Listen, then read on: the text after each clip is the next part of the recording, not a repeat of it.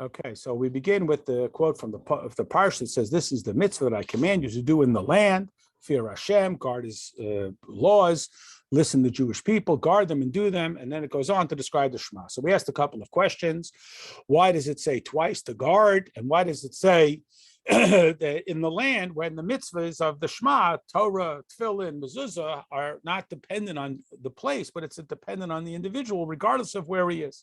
So we went on to describe that there is two levels, the level of Sovev and Mamale, and our objective is to unify them.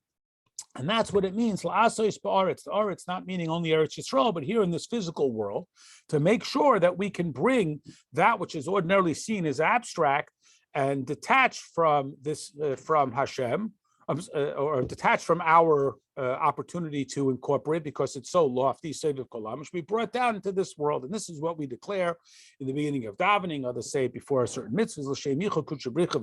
Kudsha means the detached level. Shchinte means the present level. And we talked about that a neshama needs to have the tshuva experience, because a neshama used to be in the highest heights of godliness, and then it's brought down here into this physical world. And just like the Baal Tshuva has a greater commitment and a more passionate desire, similarly, the neshama has this infused greater capacity to come closer to Hashem, and this is fulfilled through Torah and mitzvahs. And this helps us understand the message of Vishamarta, we should guard it, and why it says it twice, because since mitzvahs require us to engage with the physical world, which is innately a klipas noiga, and therefore vulnerable to being hijacked by pure gashmias, whether it's the gold and silver that we give to tzedakah, or it's the cloth that we use for Torah, Tefillin, and mezuzahs. So that's why we need to have this extra guarding, just like a Baal Tshuva who's tasted sin needs to develop a distaste for sin, not just, well, I would do it, but God told me not to, like the tzaddik who's never tasted sin.